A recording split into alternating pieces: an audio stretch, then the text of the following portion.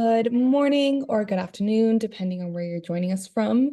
You're very welcome to our second Startup Global webinar of 2024, Global Supply Chain and Logistics. I'm Isabel Nolan. I'm the Program Manager for the Startup Women and Startup Global programs at Startup Canada. To begin, I would like to acknowledge that the land on which I am on today is located on the unceded and traditional territories of the Musqueam, Squamish, and Tsleil-Waututh Nations, also known as Vancouver. I also acknowledge with respect the diverse histories and cultures of all Indigenous peoples, and I encourage you to take a moment to acknowledge the traditional territory that you're residing on today. Today's session is being recorded, and we'll share our recording afterwards on our YouTube channel. We invite all of our attendees to introduce yourselves and connect with each other in the chat. Feel free to share your name, your organization, and where you're joining in from. Make sure that you are sending your messages to everyone in the room. Zoom defaults to only share to hosts and panelists, so just make sure that you adjust that setting so you're talking to everyone. A little bit about Startup Canada. We're a national nonprofit that's the gateway to Canada's entrepreneurial ecosystem. We're here to connect entrepreneurs with the support, community, and tools that they need to build a successful business in Canada. Since launching in 2012, Startup Canada has grown to support more than 130,000 entrepreneurs annually, and an ever-growing grassroots community network from coast to coast to coast. Startup Global is one of Startup Canada's flagship programs that supports entrepreneurs looking to export and expand their business internationally. From webinars like this to export readiness resources and exclusive offerings from our partners, this free program will help you build your international market entry strategy and plan. I'd like to take a moment to thank our co-presenting partners, UPS, and Export Development Canada, as well as our program partners, Forum for International Trade Training, or FITT, and our community of ecosystem partners, and we'll add our full list of partners into the chat as well. Today's conversation is focused on the key elements of building a global supply chain. So we'll walk you through things like operational considerations, sourcing manufacturing partners, finding the right third-party logistics, distribution, shipping, and more. We have prepared some questions from our panelists, but if you have any questions at all, you can add that to the Q&A box on the bottom function bar of your screen, and we'll do our best to answer it live for you. So without further ado, I am very honored to introduce our speakers for the day. We have Kellen Spence, who is a CITP and managing partner at Dharma Fairtrade. And we have Paul Gaspar, who is the Director of Small Business at UPS Canada. So welcome, speakers. Thank you so much for participating today, and really looking forward to getting straight into all the things supply chains and logistics. Perhaps very quickly, I can have you each speak to your areas of expertise. So Paul, maybe I'll pass to you first. Thank you, Isabel, and thanks for having me on today's webinar.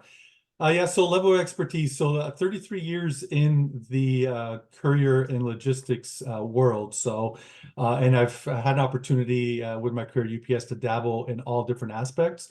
But for the last decade, dedicated from a marketing perspective, supporting small business. So everything that has to do with courier, logistics, brokerage, importing, exporting, but really trying to support the micro, infrequent startup small businesses, ensure that they've got their supply chain and the movement of their goods set up properly so that they can start off well and grow. Fantastic. Thank you so much, Paul. And Kellen. All right. Well, good afternoon. I'm the managing partner at Dharma Fairtrade. We're a fair trade import company. What we do is we import fair trade certified commodities, and we create products here in Canada for the market. I guess what brings me here today is about 15 years of logistics and supply chain experience, as well as my CITP designation. All of that experience and knowledge helped me to develop and launch my company, Dharma Fairtrade. And I'm here to kind of explain how that knowledge and even how I go about sourcing logistics and supply chain partners. Wonderful. Thank you so much for introducing yourselves. And yeah, we've lots to cover in the next hour or so. So we're going to go ahead and dive straight into it. So I think to start off our conversation, it would be great to highlight what are the key operational challenges entrepreneurs are facing when managing their global supply chains, and how do you think that they can be addressed? So Paul, I'll head to you first. Yeah, so like one of the questions we get asked often is how does a business stay ahead of changing customer demands, as well as the digital transformation they need today to stay ahead when they're operating specifically globally, right? And those are two elements that when you're trying to go back at operational challenges, you'll see in a second as to why those are sort of key elements, right? Customer behaviors is something that's constantly changing.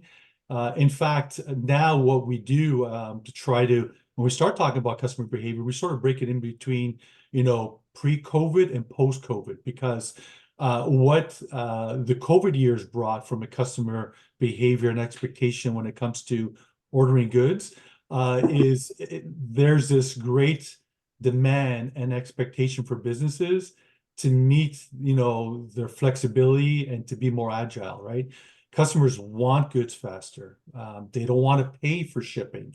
They want to be able to return their goods, and the list goes on, right? So these challenges are, all of them can be met by aligning with business partners who have, tools that are needed to improve customer service for your business throughout your supply chain.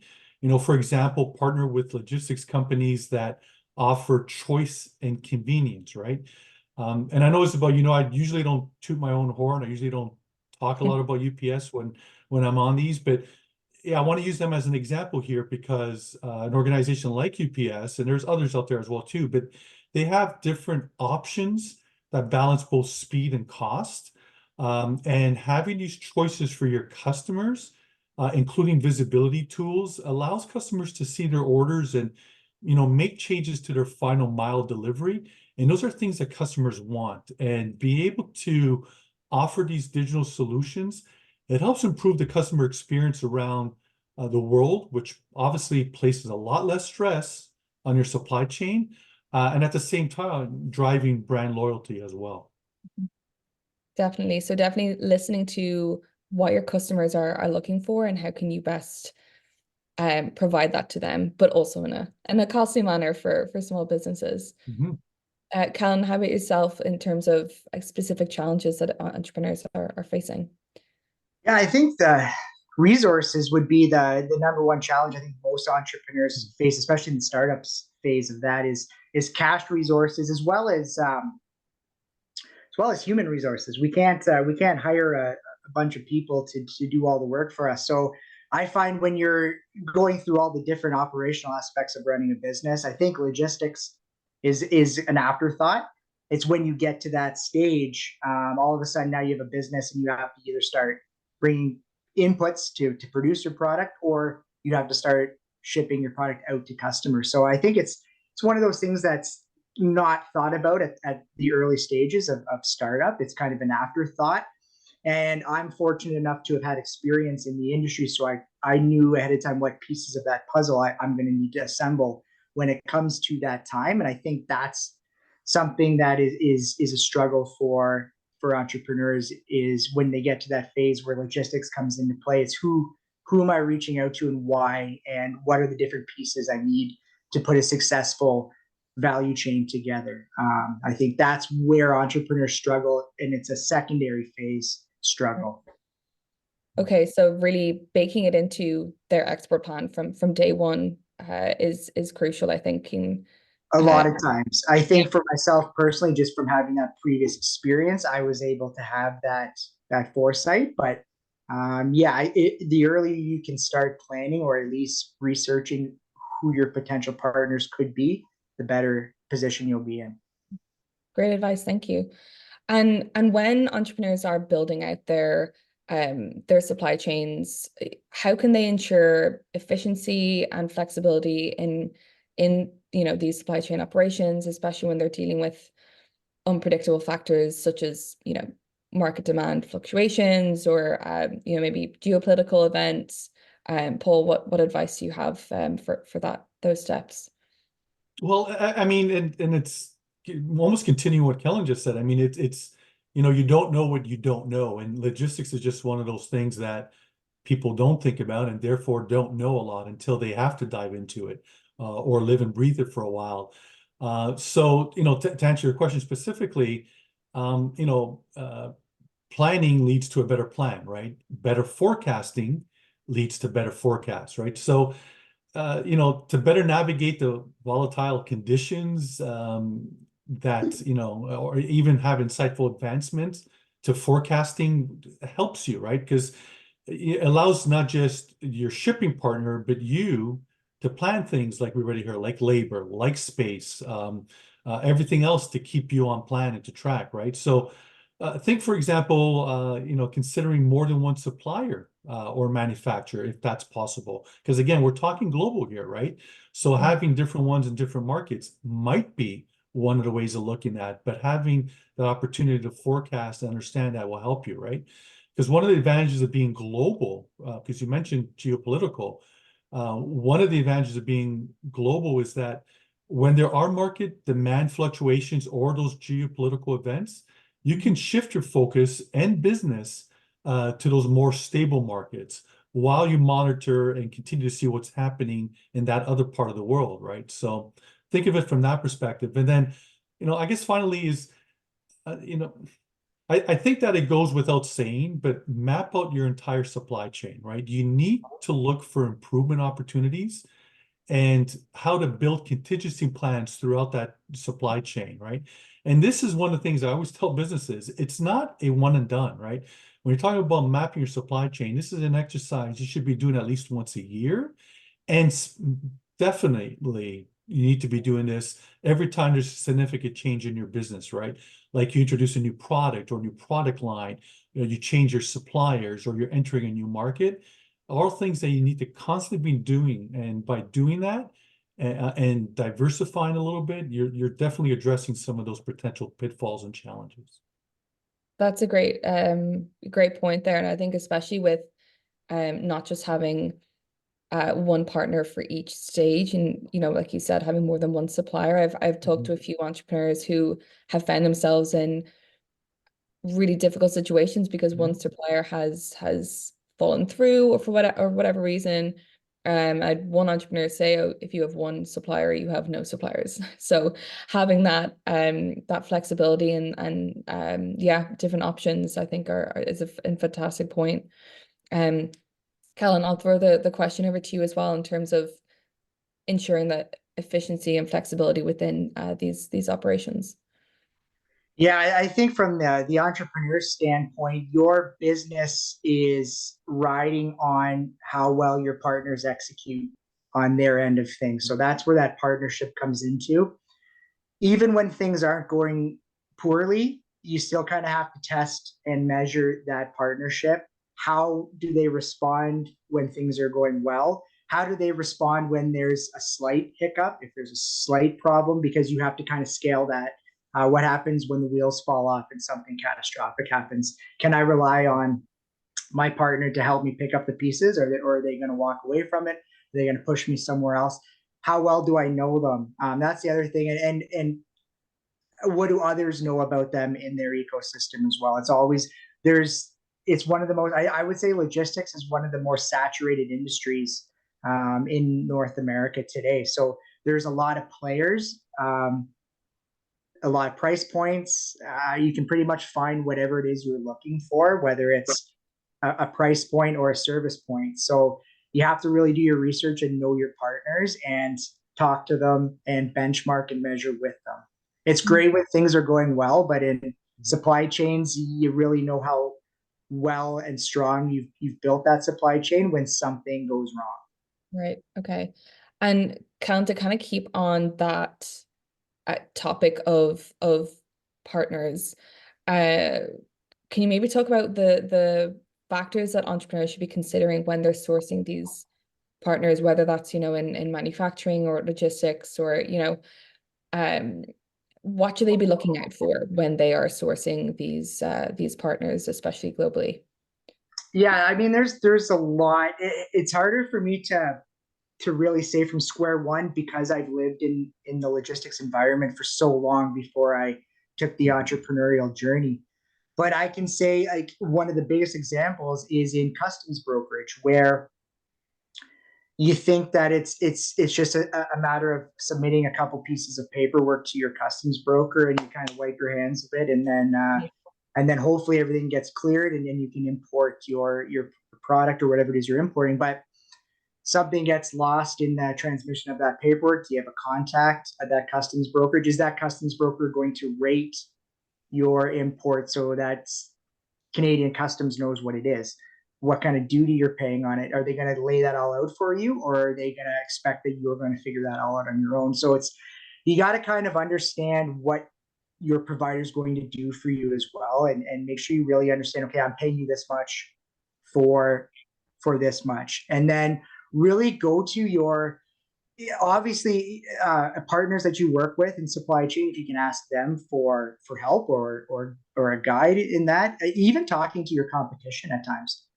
Sometimes benchmarking against your competition is the best practice of all. What are they doing? What aren't they doing? Sometimes you can have those relationships. Sometimes you can't. I know in the entrepreneurial space, especially where I am in Kitchener-Waterloo, we want to help each other succeed. It's a very friendly space. So I don't know if everybody sees that, but yeah, ask.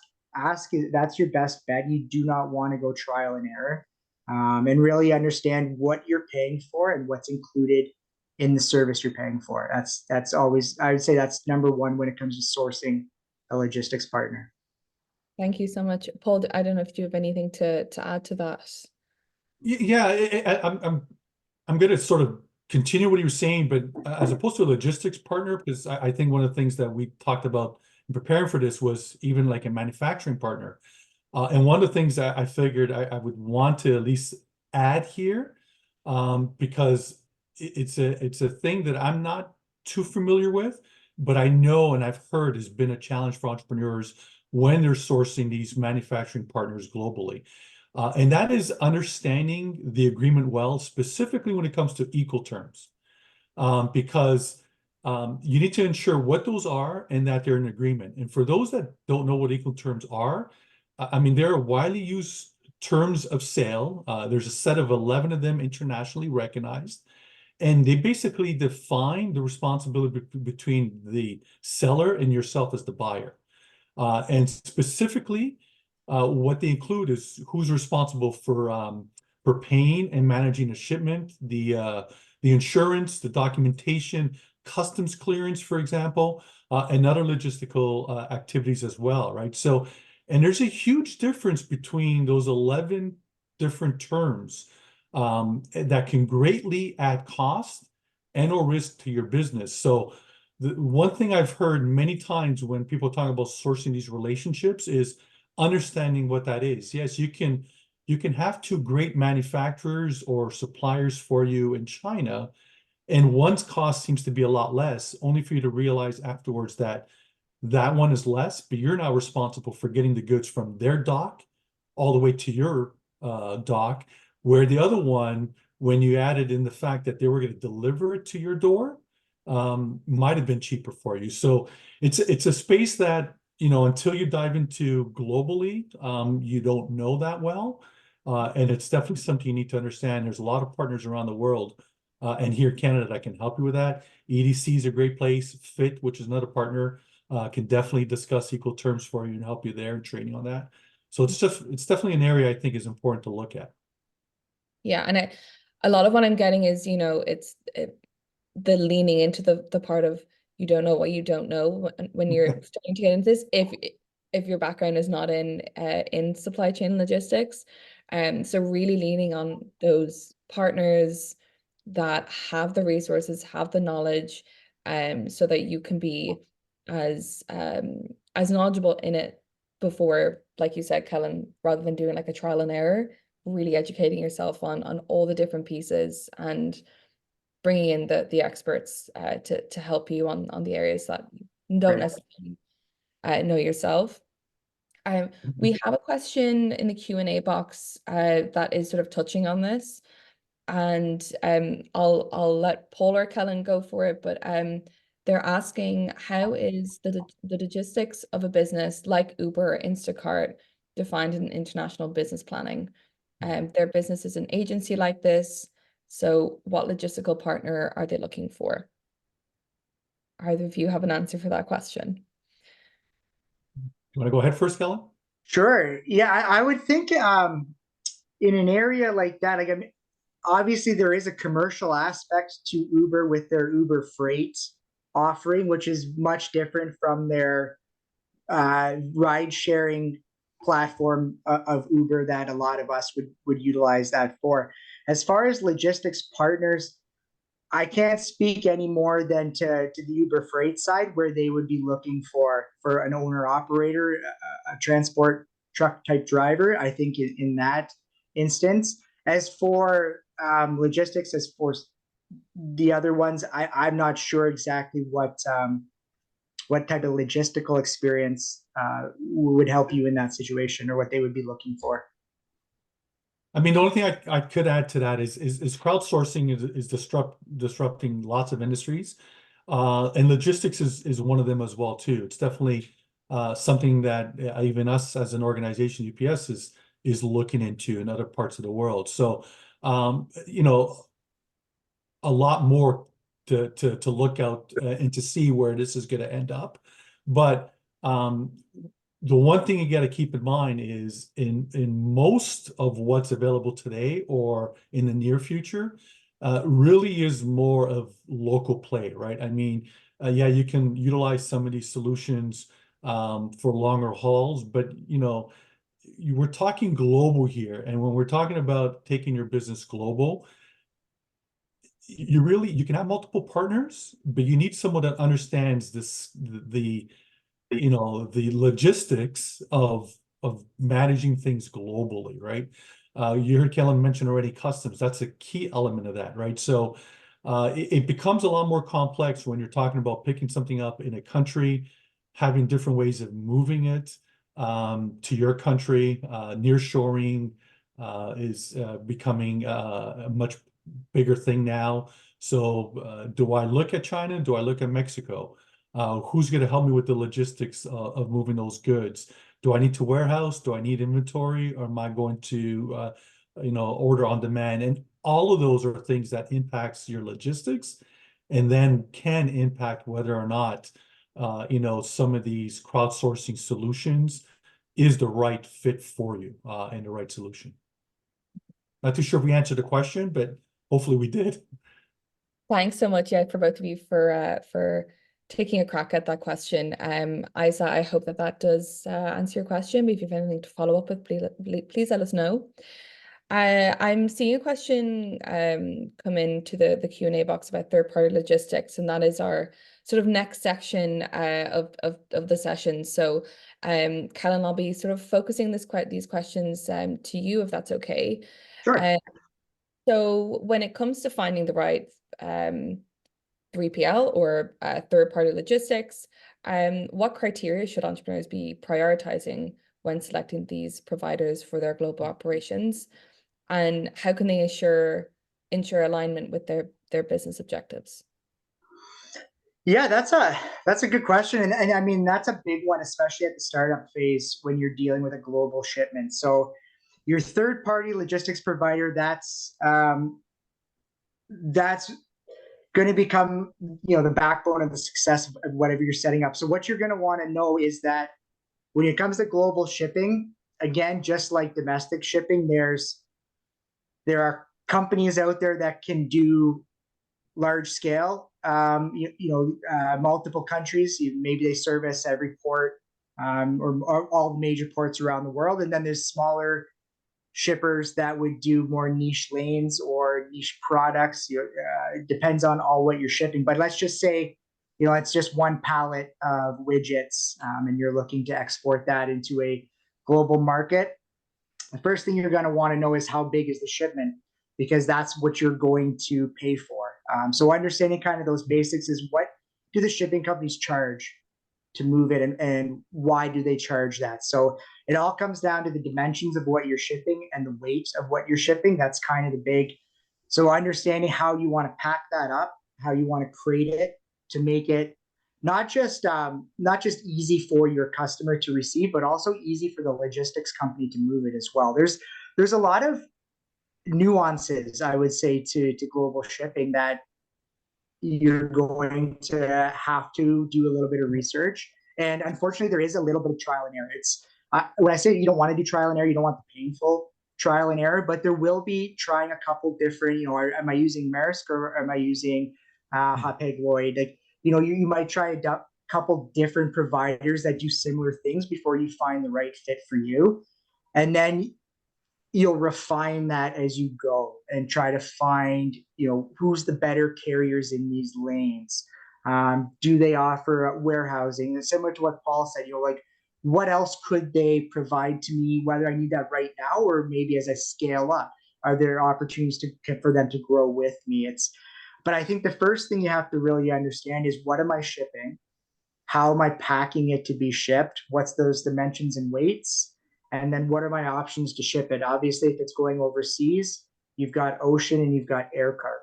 So it's not always just ocean, there's also air. Air is much more expensive, but it's much faster. So there's all these different plays that you have to kind of think about. And it's always best to start with just looking, what am I shipping? How am I going to pack that so I can ship it to my customer? That's acceptable to them. And then you kind of work it from there. So that would be my first step, is understand exactly what it is you're shipping, what it's going to look like when you ship it, how much does that weigh, and what the dimensions are. And from there, you can start talking to shipping companies about how they can move that for you.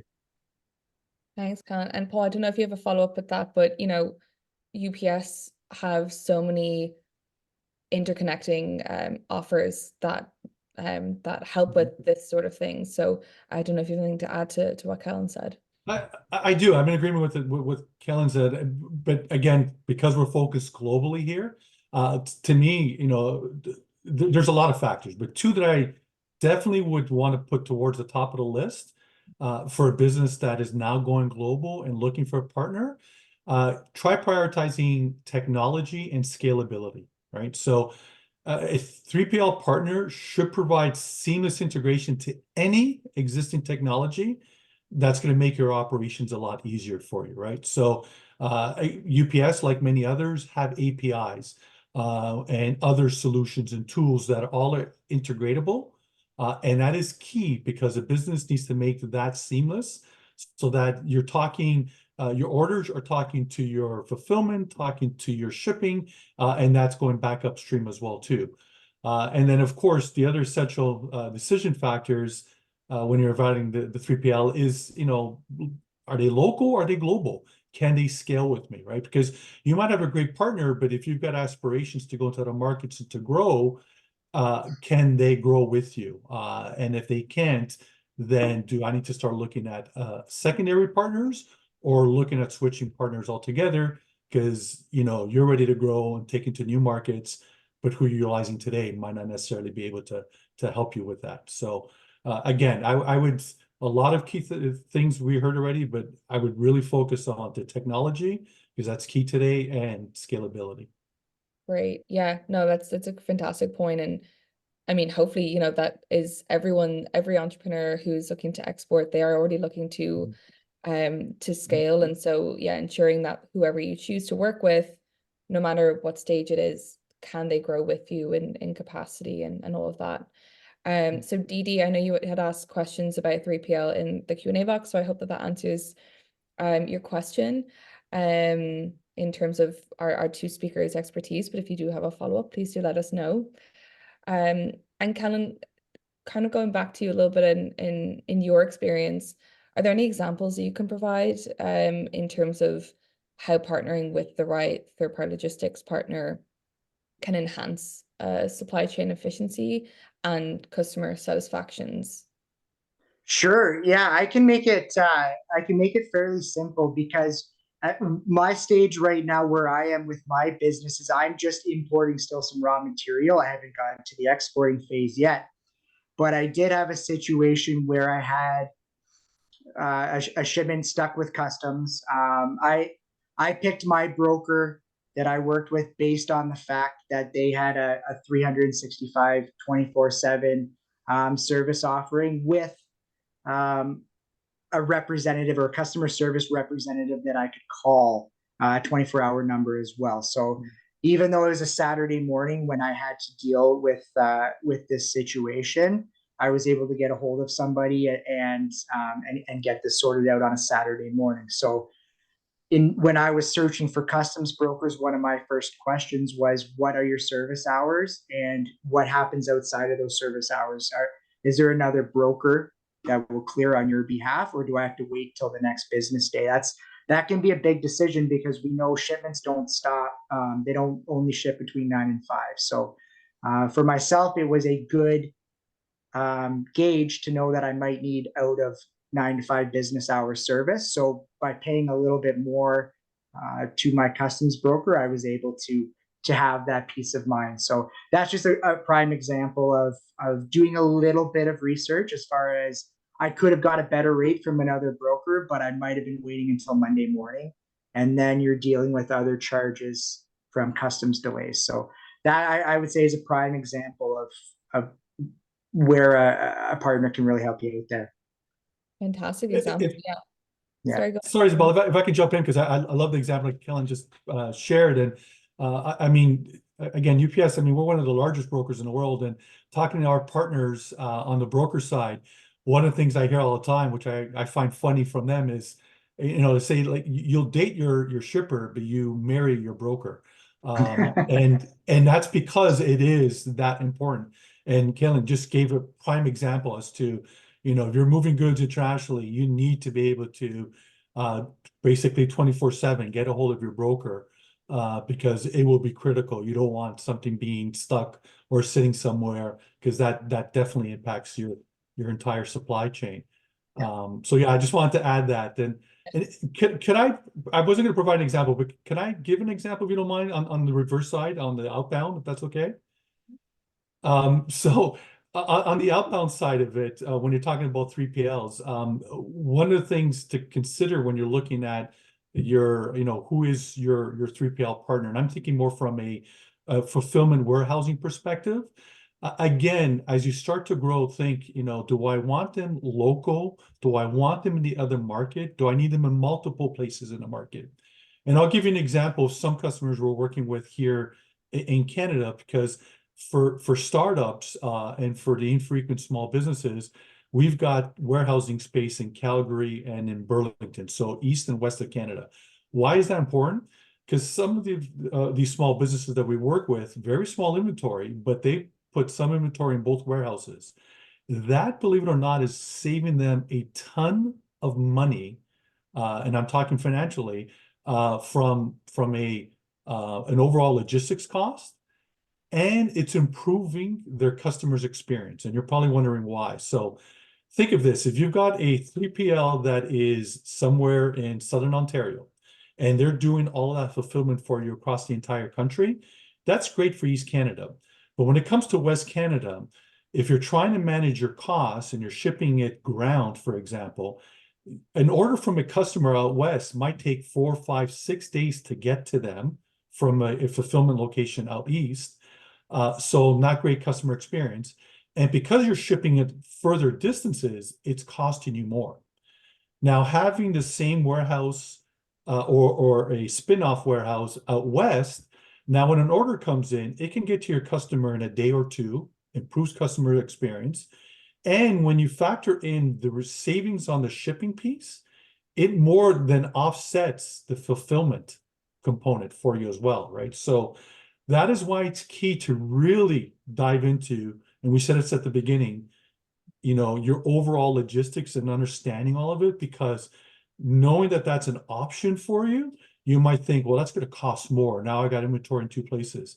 We got lots of examples where it's not. It actually is saving the organization money, and then at the same time improving the experience for their customers. Incredible. Thank you so much, Paul, for that, like the other side of the coin, really, with that. We do have another question from an attendee, and Kellen, I think this will sort of be pointed towards you, but they're wondering, does a CITP assist with sourcing international logistics partners, specifically with integrating technology, and that can help them to scale and grow digitally? I think a CITP could add some valuable insight to helping source that. Yeah, I don't know if it's a particular role that any CITPs have or do on a day-to-day business scenario. But yes, I think a CITP would have the valuable skill set and understanding to do the research and to provide assistance with that type of research for sure. Yeah.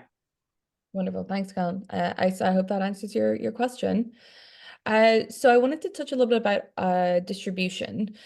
So how can entrepreneurs determine the optimal distribution strategy for their products when they're exporting to different markets, and taking into consideration factors like cost, speed, and reliability?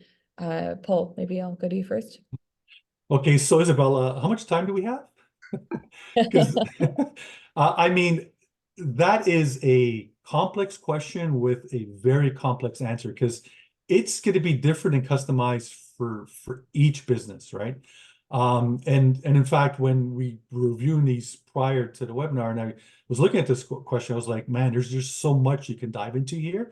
I didn't want to miss any of the key elements, so I'm going to cheat and look at some notes I've got because there's at least seven that I came up with that I wanted to make sure I shared. And I don't want to spend a lot of time on these, but at least get these points across for the audience, right? So first one is market analysis of your target market, right? So and that includes customer preferences, purchasing behavior, cultural nuances, regulatory requirements, right? So understanding that. Product characteristics. And you've heard Kellen mention this already, right? What is your products, the size of them, the weight, is there perishability concerns with it? The value of the goods, right? All of that require distribution strategies behind that. Cost analysis, right? So different distribution channels, transportation, warehousing, customs duties, all of that factor into the whole cost analysis. I've got four more, speed and lead time requirements, right? So, do you require fast delivery or can you meet your customer's expectation with longer transit times? And is that acceptable? Because that'll help optimize your cost effectiveness as well. There's reliability and risk mitigation, right? And that speaks for itself there. Customer service and satisfaction, right? So factoring that into today, because customers' expectations, we touched on that at the very beginning, is critical, and the satisfaction behind that. And the seventh one is continuous optimization and improvement, right? So regularly monitoring and analyzing the performance of your distribution channels using KPIs. Again, we're probably repeating some of these things that we've sort of already touched on from a 3PL perspective, but again, I think these are all elements that you really need to dive into, and it's not a one for all. It is really customizing this for every different business and their needs. Thank you, Paul, for kind of going through those various different components. Yeah, there is so many, and I feel like each of the components we're talking about today could be a webinar topic in and of Yeah. itself. Yeah. So much to get into when you're talking about exporting. And for any of our attendees today, if there is anything specific that we've talked about today that you'd like more information on, please do feel free to reach out to us, and we can do our best to answer your specific questions. Kellen, I don't know if you've anything to add to that piece of conversation. Yeah, no, I mean, Paul nailed a lot of important aspects of that. And I'll just add one more thing just from the CITP standpoint. It might build on the last question as well. Market entry strategies is the first, different markets are going to have a different strategy, right? I always say certain risks are going to be lower if you want to export to the United States than other countries would be. So you're going to have different market entry strategies depending on what market you're entering, and you might have different distribution strategies as well. So you kind of have to plan each market separately. You don't necessarily want to go at the same distribution strategy in each market that you want to enter. You've got to really do that market assessment, understand your risks, put some pieces in place to mitigate those risks as well. And there's usually strategies for every market out there, believe it or not. It's just a matter of which one fits that market. And it's very rare that you're going to see two exactly identical market entry strategies. So it can be a lot of fun to play with, but you definitely have to do the research and have a good plan in place. Yeah, that's a great point, Kellen. We have touched on market entry strategies and building out your export plan in previous sessions, so we can definitely link for our attendees. But yeah, it's not a one size fits all. For exporting, you have to look at each market individually. Even in the US, you know, it's a very large country, and that seems to be the top market that a lot of Canadian entrepreneurs want to be going into. But each state has its own rules and regulations and all of that. So even, you know, breaking it up regionally as well might also be a necessity. And keeping within that, what challenges might entrepreneurs face when they're setting up these distribution channels? You know, and how can they navigate these regulatory hurdles and also possibly cultural differences? Paul, I don't know if you want to take that one first. Well, I mean, regulatory compliance and cultural differences, I mean, those are obviously two challenges that you most likely will face, but, you know, might face. Others, tariffs and trade barriers would be one. Currency fluctuations, right? And you know, with that, payment risks, right? Do you have that addressed in these different markets? One thing that I know very little about, but hear a lot, and there's definitely a lot of people that can help you, including government agencies, is IP protection, right? Going to other markets, how you going to manage and protect that, right? Local competition, market dynamics, right? So all of that, right? So there's a lot, and there's obviously probably more that I haven't even mentioned, but to navigate some of these challenges effectively, some of the places that you can sort of, I guess, leverage support is local expertise. And there's different ways of doing that. Trade Commissioner Services is a great place to get support.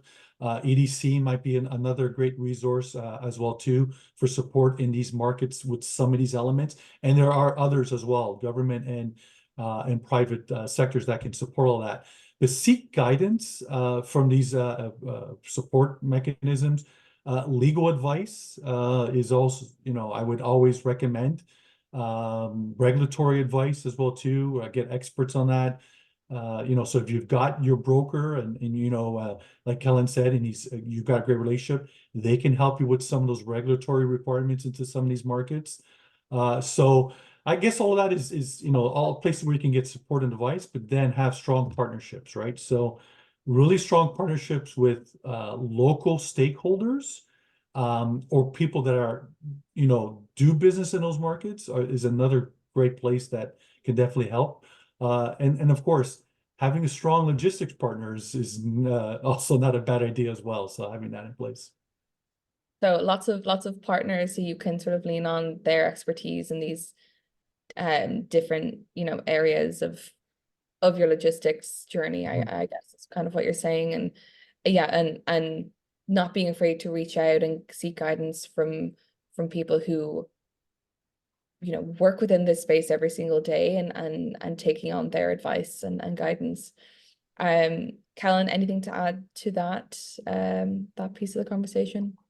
Yeah, I would only add that just like with market entry strategies, risk mitigation strategies are just as important. And one thing you'll notice that even with all the risks you're going to face in different markets, between insurances, some financial instruments, and the other tactics, there are ways to mitigate and alleviate some of these risks that you will. So it's just because there are risks, you don't be completely deterred from entering these markets. There are tools out there to help mitigate those risks, and that's every business uses them. You're not unique because you need one of these risk mitigation tools. That the biggest corporations out there use these. That's how they succeed in global business. So it's to your benefit to know how to use them. Yeah. Wonderful. Thank you so much.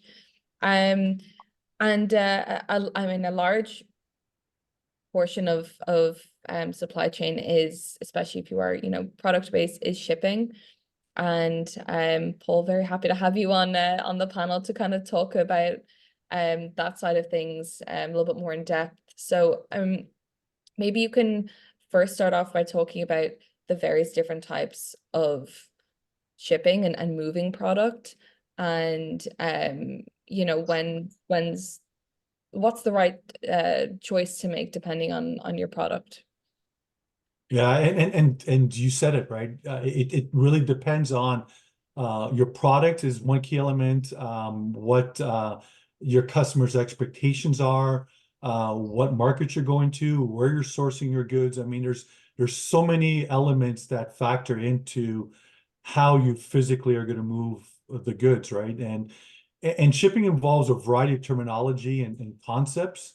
And it can be overwhelming.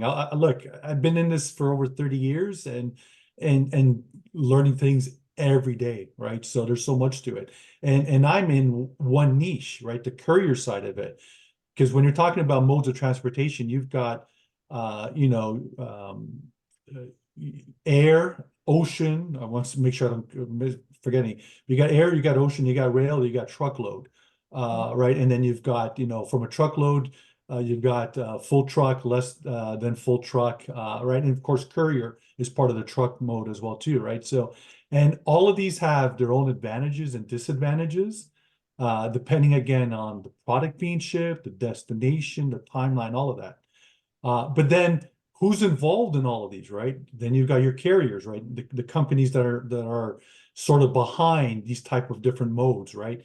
So you got your airlines, you got your shipping lines, railroads, trucking companies, and some of them are in multiple, not just in one, right? I mean, UPS, we have trucks. A lot of people don't recognize that we're the 9th largest airline in the world, because we move stuff around the world as well too. So we are an actual airline, but these are different ways of moving, different components or organizations that are involved. And again, like I said, different strengths and limitations to all of them.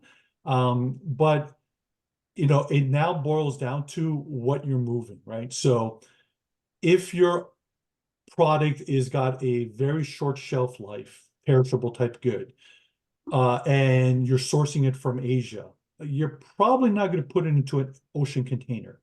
At least not one that might not be temperature controlled, if that is going to help your product. But again, if your product is really short life, you probably have to move that product, source it locally, or move it faster, like through an airline. On the flip side, you've got really large, heavyweight items that you're sourcing and moving, and you're able to order them with a lot of leeway, a lot of time in advance. Then maybe much more cost effective to put it into a container and move it across the oceans via an ocean airliner, as opposed to putting it into the belly of a plane and getting it here next day or in 2 days and paying 2-3 times the cost, right? So there's a lot of factors that go into it, because there's a lot of options and a lot of partners that you can dive into. Thank you. Yeah, and kind of going from that,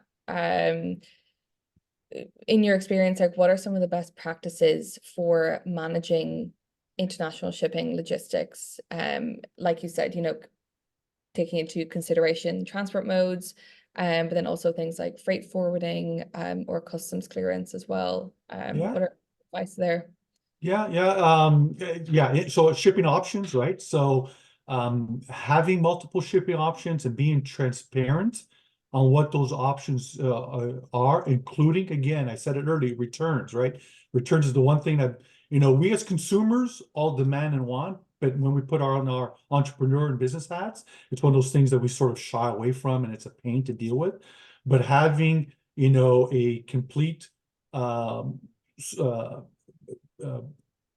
toolbox, I guess, of different options for your customers to choose and for you to choose from helps you a lot. So definitely shipping options.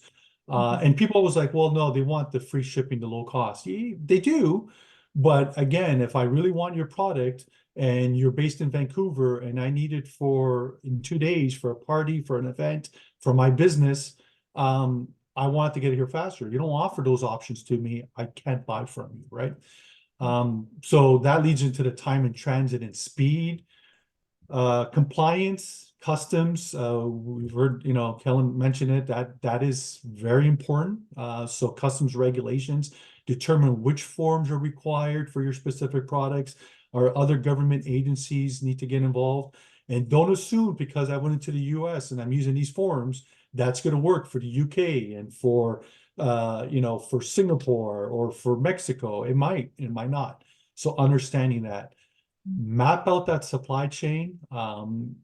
I don't think I've ever had somebody who is new in their business show me their supply chain, and I haven't quickly been able to say, well, have you considered this? Have you looked at that?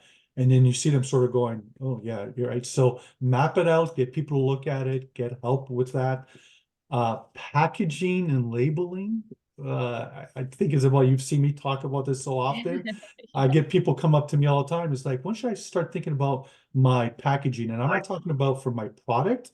I'm talking about for your shipping needs, your shipping containers, right? When should I start thinking about that? And people look at me, almost confused when I said during your R&D phase. And they're like, what? Yes, because if you need to tweak the materials you're using or the size of your product with the understanding that I now need to put that product into one box, or 6 of them into a box, or a dozen of them into a box, to now go into other markets and ship that around the world, understanding that that is a goal I've got, and modifying my products to try to keep the cost of those logistics in the future is critical. So knowing that is important. Tracking and visibility is another one that we can dive into. And yeah, I think that might be all of them. But yeah, there's a lot of things definitely that will help. Thank you, Paul. And Kellen, anything to add in terms of best practices when taking shipping into consideration? Yeah, I think if we're just going to kind of look at it from the entrepreneur business owner standpoint, it's really due diligence with your business partners, your supply chain partners. Similar, if you were sourcing anything, you're doing a home repair, a car repair, you're probably going to want a couple different quotes. You're going to want to ask around, get some recommendations. You really want to know that stuff ahead of time before you start getting into partnerships. I would say that's number one. If you're like me and in your entrepreneurial activities, a lot of what you start off with is small parcel type stuff, and then Paul and UPS, like, they're great for that stuff anywhere in the world. It's when you start getting into some bigger obscure machinery type stuff, now all of a sudden you're looking at stuff that doesn't fit so well in a courier box. So you really have to understand and ask, and that's the best way to do it. There's no easy answer, but there's a lot of bad and horror stories out there from companies that just didn't do enough research before they got involved with shipping whatever they were shipping. And so I would say that's by far the first thing, is just understand what it is you're shipping, who could potentially do that for you, and do some best practices to source the most competent partner that you can for that. Yeah. And to add to that, Kellen, get them to get multiple offers, right? Get multiple responses, right? Don't just you might get, whether it's the courier or it's the freight world, get multiple quotes and solutions and compare them. You might look at one and say, well, I'm going to save money here, but if I was you, I would then ask, well, why am I saving money here? Is it just because they can offer everything else that this one can, and they're just a better cost for me? Or what am I not getting here? And do I need what I'm not getting here? And therefore it's going to cost me a little bit more. So yeah, love your points, but get multiple offers. Don't just assume this is great and move on with it. Yes, absolutely. So I guess to sort of summarize what we've spoken about today, and thank you so much, Paul and Kellen, for your knowledge sharing and expertise.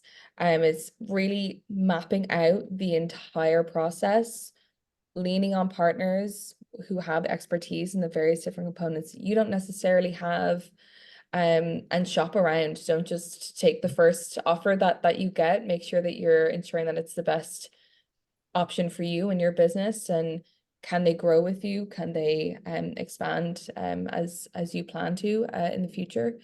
Any final pieces of advice for today's attendees? Paul, maybe you first.